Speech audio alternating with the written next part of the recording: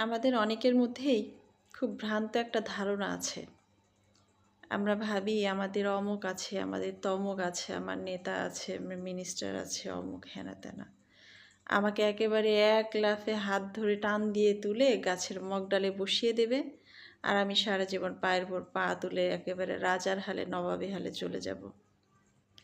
এই ধারণাটা পোষণ করে আমরা তো একেবারে জীবন দেওয়ার জন্য রেডি হয়ে যাই।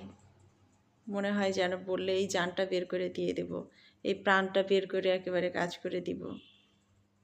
আপনি ভাবছেন যে আপনি জান দিয়ে প্রাণ দিয়ে কাজ করছেন, আপনি অনেক আপন, আপনি এই আপনি সেই, আপনি আর অনেক কিছু হয়ে যাবে। না রে ভাই, দিন শেষে সময় যখন পার হয়ে যাবে তখন দেখবেন যে আপনার জীবনটা এতটাই এলোমেলো হয়ে গেছে, এতটাই অগোছালো হয়ে গেছে যে খুব যদি মনের জোর না থাকে আপনি আর নিজেকে গুছিয়ে উঠতে পারবেন না। আর যদি খুব মনের জোর থেকেও থাকে তাও নিজেকে গুছিয়ে তুলতে আপনার কয়েকটা বছর কেটে যাবে বা অনেকগুলো বছর জীবন থেকে হারিয়ে যাবে। সুতরাং এসব হাবিজাবি চিন্তা না করে নিজের দিকে ফোকাস করুন।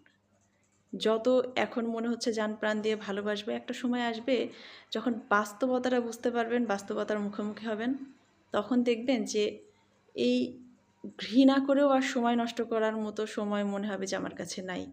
ঘৃণা করেও আর সময় নষ্ট করতে ইচ্ছে করছে না। নিজের দিকে ফোকাস করুন। নিজেকে নিয়ে যতটুকু সম্ভব আপনার যোগ্যতায় আপনি যতটুকু পারবেন, যতটুকু আপনি অর্জন করতে পারবেন সেইটাই আপনার। এর বাইরে কোনো কিছু আপনার না।